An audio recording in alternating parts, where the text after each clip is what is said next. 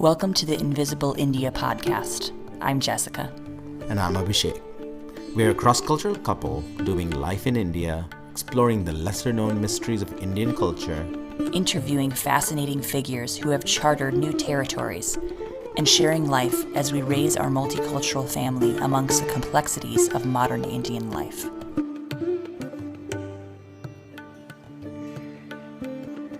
Hey everybody, Jessica here. Welcome to the Invisible India podcast. I'm so excited to have Robin Singh with us this week, and we're just going to go ahead and skip the listener question because I want to dive in with Robin and give as much time to him as possible. Robin Singh, if you don't know, is the co-founder of Peepal Farm. That's P-E-E-P-A-L, like Peepal ka ped, not people like person. Not only do they talk and promote welfare for animals, compassion, and also discuss the agricultural footprint of farming in India, but also they're focusing on changing behavior of humans. Robin started his career as a hacker in 1998 and then founded eJunkie in 2003. After successfully exiting in 2011 and doing a couple years of soul searching, Robin started working to help animals in February 2013 in Auroville, India. That eventually led to him starting Peepal Farm, a place for animals to heal and to be heard, in December 2014, along with two other co-founders. He's been building it, running it, and living there ever since. One of the things that you're going to hear in our conversation is the difference between what Robin and his team are doing and how countercultural it is to the growing consumeristic lifestyle in India, which is only probably going to continue as we continue to grow to be the most populated country in the world by 2050. Robin is just a gem of a guy, so enjoy our conversation. Also, check out their videos and other images on their social media. It's just such a heartwarming initiative. And be sure to check out another segment that Robin and I did together about vegetarianism and veganism in India, growing in compassion, a little bit about Indian culture, how he sees what they're doing on the farm growing into a much larger movement around India. Hop over to our Invisible India podcast YouTube channel to see that video. So chaliye, let's dive in with Robin.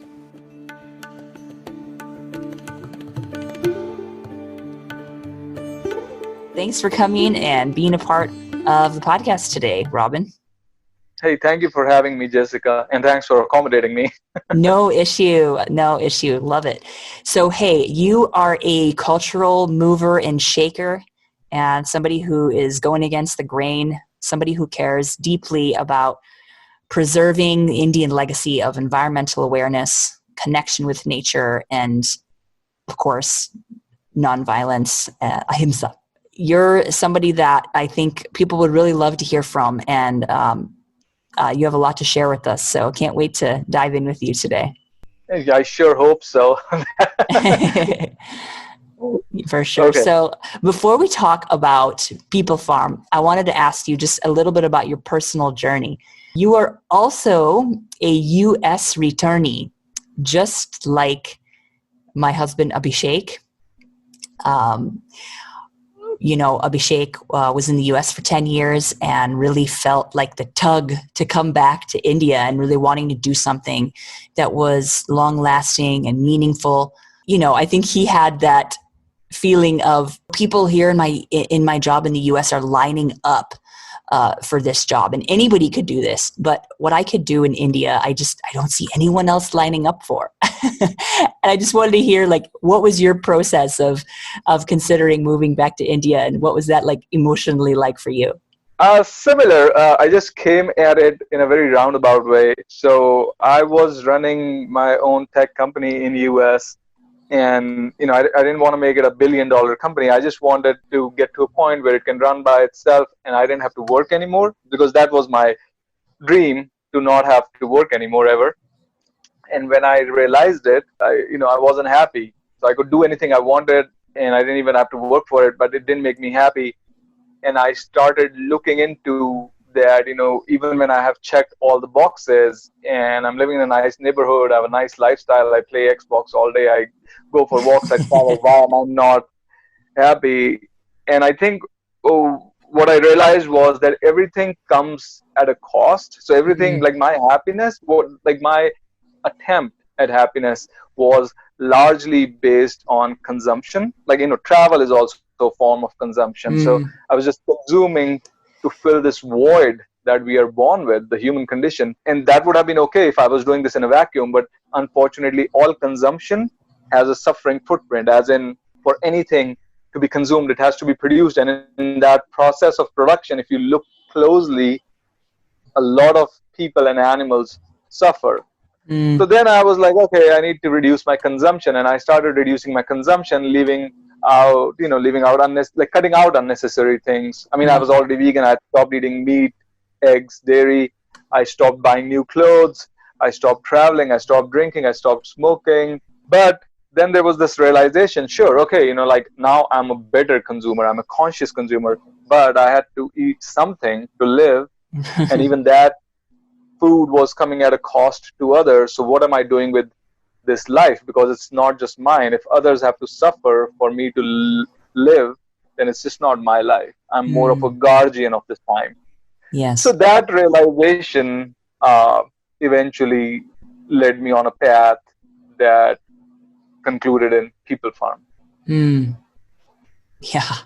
So, I mean, this is such a subversive or like countercultural way of thinking, especially for, someone like who's grown up in India. I feel the whole trajectory now is going from this kind of, simple lifestyle to a more fast-paced, like as much as we can consume, now we want to because we can. And, like this happened in some westernized countries 50, 75 years ago with the Industrial Revolution. And like India skipped the Industrial Revolution and went right to the digital revolution. So we have I feel like it's hyper speed. People are just, getting so excited about like how many times in a week can we go to the cinema hall and can we go out for food? Yeah. So like, how did this like rise up in you, this kind of like totally countercultural thinking? Is this something your parents encouraged, or was this something totally from outside? It's hard to say. See, my mom and dad, they come from very different backgrounds. So my mom comes from this family of freedom fighters. Her brother was a freedom fighter. Achha. And my dad comes from a very business family. They're very, very logical, very calculative. And I think both of those things had an influence on me. So growing up, of course, we had we didn't just have photos of Guru Nanak and Vivekanand or Buddha. It was also like, okay, these are great people. This is what successful is. Well, that was my mom. And from my dad, I acquired being logical. So what I did, I mean, it might seem very magnanimous or altruistic, but for me, I just don't have another choice, because, once I got to a level of success which I wanted to achieve, I mean, what is my option? Because I can just push the goalpost. I mean, one is like a celebrity style, sex, drugs, rock and roll, ultimately ending up with suicide or Scientology. The other option is to give myself a bigger target. Okay, you make $1 million company, now you make $100 million company. And then either you will achieve the target, in which case you're like, okay, back to square one. Now what do I do? Or you give yourself another goal post. So, I mean, that template of life just doesn't make sense. So that was my, dad's genes telling me, well, logically, this don't make sense. And then the alternative came from my mom's side. I mean, let's try out service. Does that make sense? Yeah, so for those sure. Two kind of converge. For sure. So I'm going to ask the typical Indian question, like, mummy papa ने क्या कहा आपके बारे में? Like, जब आपने US को छोड़ के वापस आए तो लोग क्या कहेंगे? Like, did they have that reaction about your career transition, or was it not that way at all? Yeah, no, not really, because I wasn't a good student. So when I reached US, well, that was it for my dad. He was off my back. Okay, because that's the Indian dream. The American dream is to have like a white picket fence and whatnot, and Indian dreams to get to US. So ये तो है. That's right. And I was never cut out for it. I ended up in US because of a spelling mistake in an email. Anyway, so when I got there, my dad was off my back. And then when I came back, he had passed away. And my mom, for my mom, it was a very sensible choice. Although we don't personally get along well, she agrees with my philosophy for sure. Acha. So man, it's been such a, like 180 for you. And although it seems like these things were brewing inside you for a long time. Yeah, just on a personal note, you are in Bihar. There has to be a story. I mean, I heard your Yeah. first podcast. I think I totally missed that bit. That has to have its own set of challenges It living really in. does. Yeah, it does for sure. I mean, like where we're at, it doesn't have the large city feel at all. It doesn't have the metropolitan feel at all. वो actually यहाँ थोड़ा सा गांव जैसे लगते हैं पर city के अंदर गांव है. So I bet. Yeah. yeah. So you find a lot of people that have a very like village mentality, but who have a lot of money. So that's a very interesting combination. Dangerous. It's dangerous combination. It can be a very dangerous combination. So yeah, I don't know. You see like बहुत लोग के पास काला धन है, बहुत लोग बड़ा बड़ा घर खरीदते हैं, बहुत लोग मतलब अपने मेड और सर्वेंट को बहुत खराब तरीके में ट्रीट करते हैं. Like people, have just bring people from the village, and there's like so much sad stuff happening. But yeah, I mean, but there's a lot of good stuff happening too. There really is. I think people have really good values here. People have good ideas about education. बच्चे लोग को पढ़ाओ. People are really family focused, and people will take that. That's a very good value that I do see. People here know how to survive hardship. That is one thing you see. लोग बहुत ज़्यादा pampered नहीं रहते हैं. I mean, this lockdown, it's like, अच्छा, ठीक है. कभी-कभी 1 महीने तक स्कूल बंद रहता है, कुछ ना कुछ होता है, बिहार बंद रहता है, या कुछ भी मतलब flooding होता है, आंधी आती है. People are like hardy, and they're prepared, and they're not pampered, and that is a beautiful thing to witness, really. So I really like that about living here.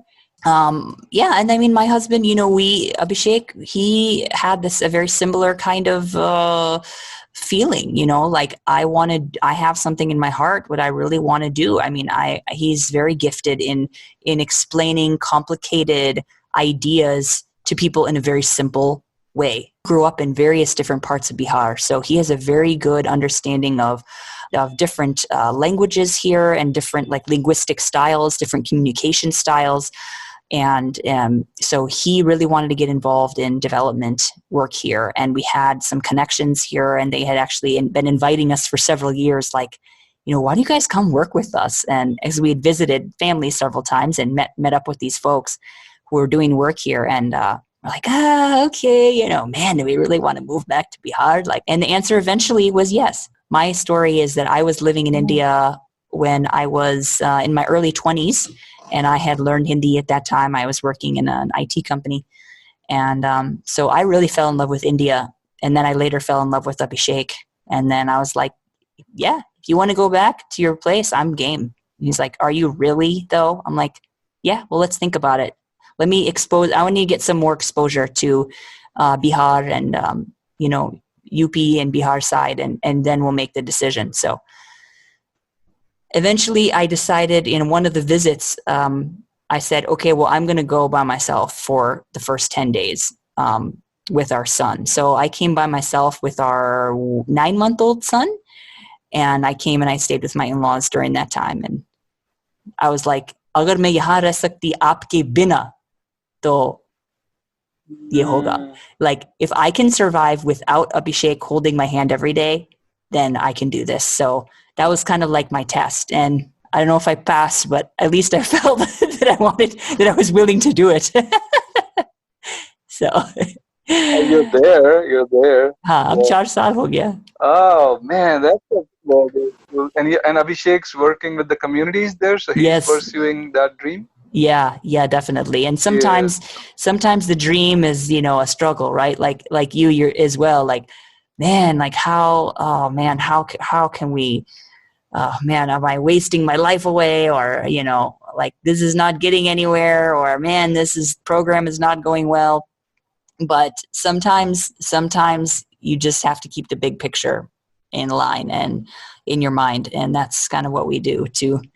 I mean, basically, like, you move from US to India, you learn Hindi, you live in Bihar, you're managing kids, you start your own podcast, you're working. I mean, I think it's a very inspiring story, because there's a lot of people saying, "Oh, but what can we do? Oh, but what can we do?" There's a lot of hand wringing. So this could be just it's like, hey, if she can do it without even knowing the language, comes here, learns the language, manages Right. kids, does that, you can do it too, man. Well, I mean, I did learn the language way before I had kids, so that was helpful. I was single definitely when I moved here the first time, so that helped. But thank you. So let's talk a little bit about Peepal Farm. I mean, people can always check your YouTube, I mean, your social media, your website to find more out, and I definitely encourage everyone to do that. But tell us, what's a typical day at Peepal Farm like for you personally? I am more in, like, like now I work less with hands and I manage more things, because we just have so many different types of projects. We of course have the clinic, then we have the products which funds the rescues, and then we have a media team which does storytelling and nudges people. We also have a farm stay, which is right now it's shut. We have an organic farm. So my day is mostly just checking in with everyone and making sure things are being done. So that's my day. And I'm doing a lot of communication, because I'm big time into community building. So I'm just connecting with people all over India pretty much every day and bringing more and more people on, because we want to build this into a movement, and it shouldn't just be one project. Right. So that's my day. But the day starts at 7:30, and that's when we start feeding all the animals. So the dogs get fed, the goat, the sheep, the mule, all the cows, they get fed at 7:30. And then we have breakfast for all the people. Like, so all the employees who are not from this village, they all eat here on the premises. And then the work day starts around 9:15, and that's from 9 to 1. That's our busiest shift. The product team's hauling ass. I mean, they're making products, they're shipping products, and then the clinic guys are going through all the treatments and taking in any rescue calls that are coming in. And if there's a rescue within an 8-kilometer radius, then they dispatch the rescue vehicle. At the same time, the kitchen guys are preparing for the lunch. So I start my day, I coordinate with media guys, and we're like, okay, what's the game plan for the day? We usually have a game plan for the week, but we just touch base, just see, okay, any new animal has come in, we need to prioritize shooting that animal on the camera, just to be very clear. And so and the farm guys, it's like, again, that depends on the weather. Okay, are we starting with the greenhouse? Because now we have a greenhouse where we are growing tomatoes. So the most of the produce we are producing here is for personal consumption. The herbs are sold. So then I touch base with my main man for the farm. What are we doing? And then there's always, we are constructing since we started. So there is all the infrastructure projects, okay, which contractor is showing up, what's the game plan for the day. And my main man there is Sanjay. I am mostly just checking in. So the first half, I am either talking with people or on phone. Second half is when things slow down. The products guys leave. The kitchen guys have already cooked lunch and dinner. The media team already knows what they're doing. The farm guys are spending most of the time. They're going to cut grass for the cows, or they're going to weed, which again, the weeds, the jungly plants, they go to the cows. And then I spend my second day on, the second half of the day, just communication. I'm connecting with a lot of people, because we're trying to build Peepal Farm into a movement. Yeah. So that's roughly what the day looks like. And we've recently done a video about this, which is on our Facebook. Awesome. So that's really the goal, right? Is to take this idea and spread it not only across India, but around the region, around the world. And so how do you feel like people in mainstream India are responding to these ideas and to, radical care for the environment, for creatures around us that share our space, and how are people responding to these ideas? So For the initial few years, it was really gradual. So because People Farm started with the intention of not only just helping animals, but also helping change human behavior. And the location, we had already selected our location that we want to do this in India. Although we are connecting with people from all over the world, our focus is India. We were changing people with our strategy, involve and inspire. And we were, there were 150 people passing through every year, and they were definitely changing. They were interacting with the cows, they were interacting with dogs at the same time, and they were like, oh, cows we eat, dogs we don't eat. When they realized that mismatch, their behaviors shifted. So this was slow, and we were satisfied with the direction, but not again with the magnitude of our solution. Recently, our storytelling, we started doing storytelling in Hindi. That's when it Hmm. exploded, Hmm. because we were able to connect to real India. Because I Ah. think when I say we, I'm saying I had a blind spot, because I've been communicating in English, and I've been communicating with like very select audiences. Because then when you're talking in English, you're mostly talking to urban India. I'm not saying Ah. rural India doesn't speak English, but it's Right. just not, there's not the same level of comfort and comprehension. पक्का हाँ बिल्कुल. So when we started talking in Hindi, people responded, and we were able to connect, and there was a dialogue, and we have a page of feedback where we plug in all the comments we get, and we're getting hundreds of comments of people saying places that you've not even heard of in India, and they're saying, I'm gonna try to go vegan. I mean, they're saying मैं vegan होने की कोशिश करूंगा, भैया मुझे अब आपकी बात समझ में आ गई है. हाँ, हम Hmm. गाय को दुख तो देते हैं, हम गाय को माता कहते हैं, लेकिन दूध के लिए हम ये कर रहे हैं. हाँ. मैंने ये पहले सोचा कैसे नहीं. तो yeah, they are responding, and they are connecting. And the idea is we need People Farm to keep running in a way where that engagement continues for at least a century to come. Hmm. So that's the vision, is to involve as many people as possible. But now it's like taking it from people that were already kind of convinced to now like people that are local and have maybe heard about becoming vegan for the first time, or this is not something that's really like a popular movement in India, but we're making it into a movement, which is fantastic. It's broader than that. I mean, if Yeah, because when people were coming here to volunteer, they cared about mostly about they cared about dogs, sure. or they cared about organic farming, and then they came, and then they understood vegetarianism, they understood veganism, and that was good. But now our audience is people who care, period. I mean, so Hmm. they probably care about cows, and they are gorakshaks, but they haven't thought about veganism. They Right. haven't thought about helping dogs. They haven't thought about not eating meat, but now they are thinking about it. We are not preaching, we are just telling them what they already know, but in terminology that they understand. Not just the Hmm. linguistic, not just the vocabulary, Hmm. but the emotional language is the same. Bilkul. Wow. Beautiful. Beautiful. So, how do people find out about you? Like, where can people find out about People Farm? We are most active on Facebook, so that's where our video content primarily goes out. It also goes out on YouTube, but we don't have a huge following there. It's creeping up. If people like what they see on Facebook, then there's our website, which explains what we do, why we do it, how we started, and how can they join us.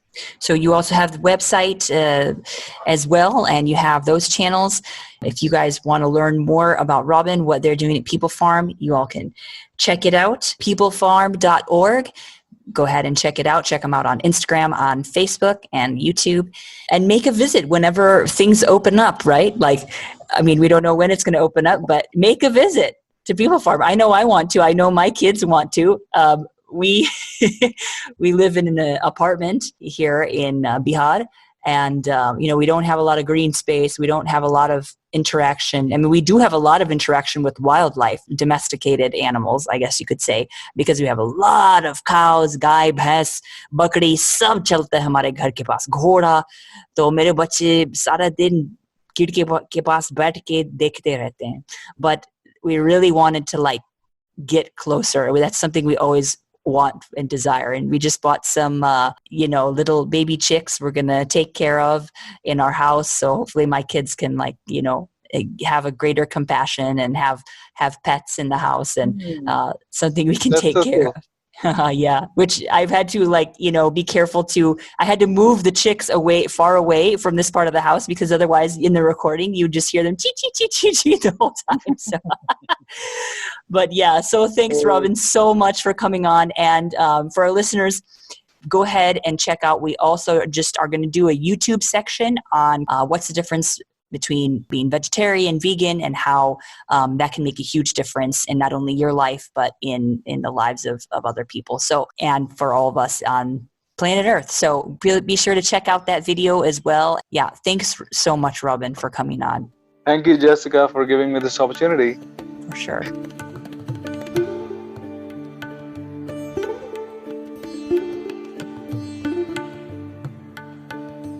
The music for the Invisible India podcast is performed by Christopher Halen Sitar and Ed Hanley on tabla on Rag Bhim Palasi.